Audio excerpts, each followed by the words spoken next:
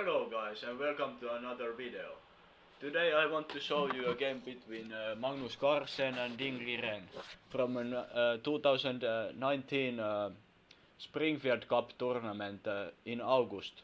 And this is the round 10 and it's been Liren won the rapid session, and this is a classical time format, 130 minutes for both sides and 30 seconds increments.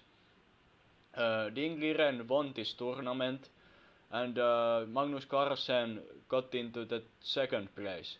But let's see how this match went. So this is the match round 10 for these gentlemen, and Magnus Carlsen is playing with the white pieces and Liren with black pieces, and Magnus opens with the e4. Ding answers with e5, knight to f3, knight to c6, bishop to c4, bishop to c5, castles, and knight to f6. So this is all moves from the book, and so this gives a black opportunity in the start, but it's more defensive for the white. It continues with the d3. Oh, sorry about that. I need to log in first next time. And castles. c3, pushing the mid and opening the line for the queen here. And h3, pushing the pawn and making the room for the king for maybe later time, because this diagonal is occupied with this bishop, so you want the one open for the king. So h6, Ding starts pushing his pawn, and rook to e1, a6, a4, a5, knight b to d2, just putting more defense for this pawn, and opening a line for developing the bishop knight, and bishop to e6, challenging this bishop here, and bishop back to b5, just not accepting the trade right there. Knight to a7, getting out of the way. Liren wants to save his bishop for the later time, knight for the later time, and Magnus pushes d4, captures b4, captures c5, and knight to a7, b3, rook to a8, pawn captures c6, and queen captures. Bishop to a3, attacking the queen there, c5, knight to c4, queen captures d1, and rook to d1, bishop captures c4, and attacking this pawn also here.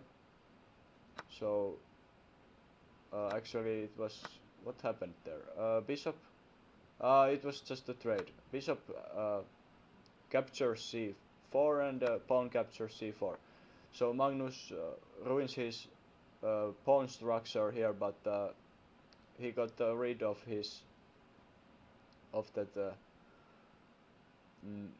bishop there. And knight to b4, just getting in the better position with the knight, so this pawn cannot be pushed further, and maybe some ideas would continue from that side. And rook a to d8, just attacking the rook, and f3, c6, c3, knight to h5, attacking the pawn here, and king to f2, just defending the pawn. Knight to c6,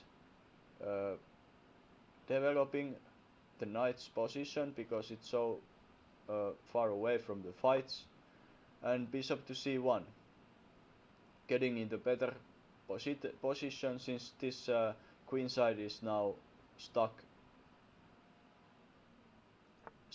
and you cannot develop that side.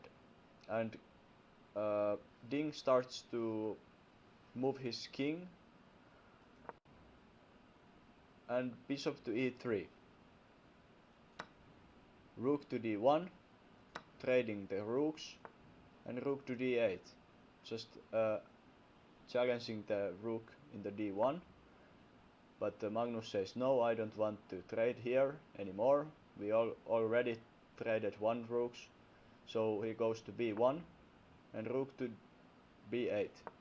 Knight to g2, knight to f6. King to e2. Bringing the king out into the game because it's not needed anymore in the defense here. So yeah, knight to e8 and bishop to f2. Just covering with the bishop now and pushing maybe later this pawn and getting this diagonal for the bishop there. And knight to d6,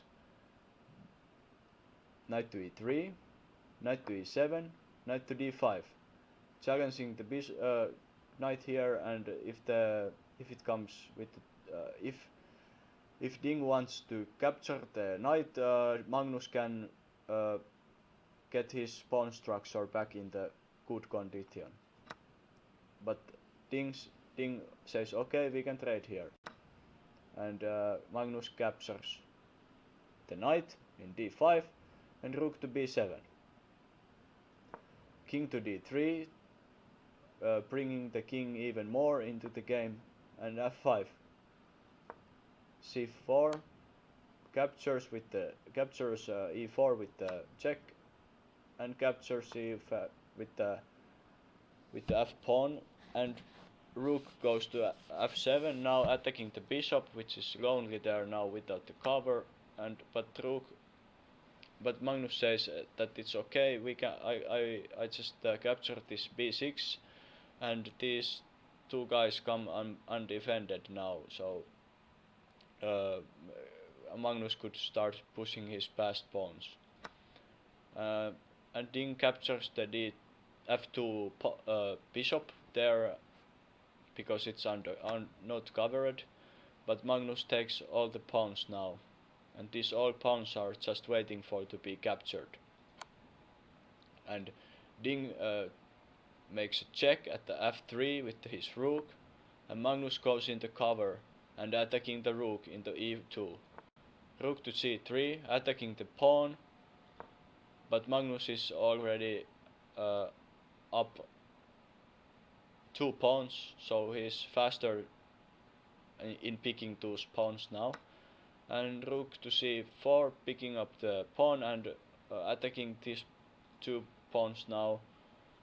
But Magnus picks up the e5 pawn, and he has now a fast pawn, so he can start marching up with it to board. And rook to captures a4. Magnus goes with rook to e7 and makes a check, and king goes to defend f6 and d5. So now the Magnus starts pushing the pawn, and it cannot be prevented anymore. So it was this position when the Ding Liren resigned the game, since he cannot pick up the rook since it's defended by the pawn, and if he wants to move it anywhere, it's just it's going to become in the queen, and also this other pawn here, and he could bring the other king to defend also. And this guy here, this rook is too slow for preventing the pawn to be becoming queen. So it was nice game by Ding Liren and Magnus Carlsen, and so I said Ding Liren won this tournament. He got like 90,000 US dollars, and Magnus Carlsen got 67,000. So nobody leaves there with the empty hands. Thank you guys for watching, and see you in the next video. Bye.